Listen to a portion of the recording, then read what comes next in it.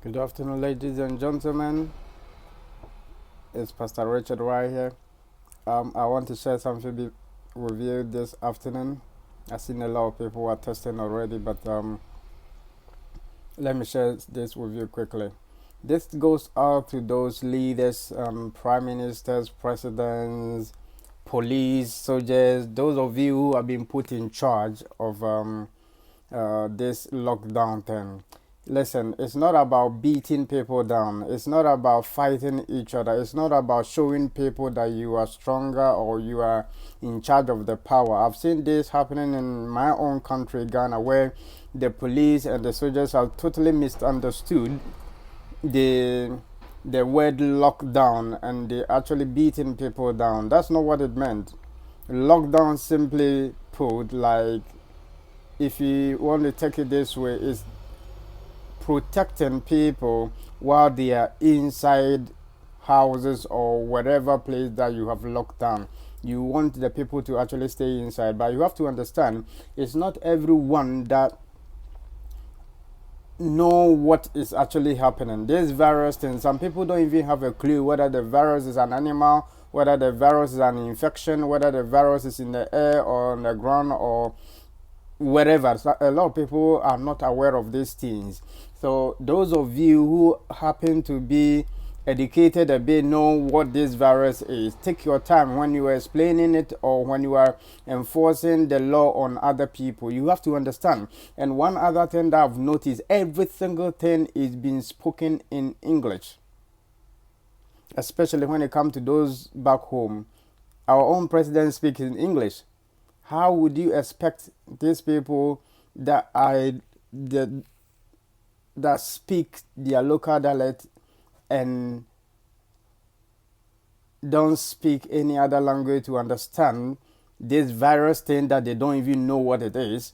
And second thing is being spoken about in English. How are you expecting them to understand these things? Do you understand? So these kind of things, you have to understand that people are not aware of it. Okay, let's fast forward it to the leaders. Every leader, I want you to understand, when Jesus Christ was about to go to Garden of the Gethsemane, Bible said in the book of Matthew 26 from 38 going, it says something there. It says Jesus took Peter and then two sons of Zebedee and took them to a place and says to them, wait here, I go over there to pray. The hour has come and my heart is overwhelmed with sorrows. This is a man who is about to die for our sins, knowing what is ahead. Yet again, here, the disciples didn't know much about what the man was going through. They didn't know much about what Jesus Christ was going through. And Jesus simply asked them, watch and pray with me. When he came, first time they were sleeping. And he asked them, so you could not wait and pray with me and watch with me? And again, he went first, second, third time. And Bible said he told them that, okay, you guys are still sleeping, that's fine, no worries. So he got them and said, let's go, the hour has come when my betrayer is at the door, so let's go. So he took them and then they went. What am I trying to say? What I want you guys to understand is this: don't beat someone to death, or don't beat someone at all, because if you are beating them, it's no different from the virus beating them. The virus is beating them in their lungs. So if they don't have the virus and you are actually beating them outside their skin because they came outside to buy food or whatever, it's really, really wrong. Very, very wrong.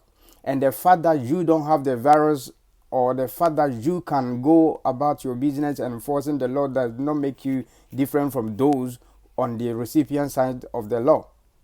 Do you understand? You are breaking the law if you decide to beat someone or force this law in someone else's throat. You have to understand that you don't know about this virus, the same thing they don't know about the virus.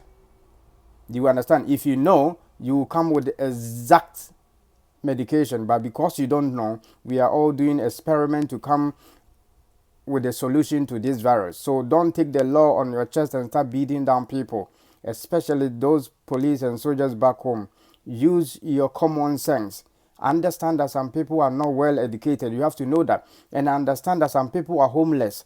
Understand that some people, the street is all that they know.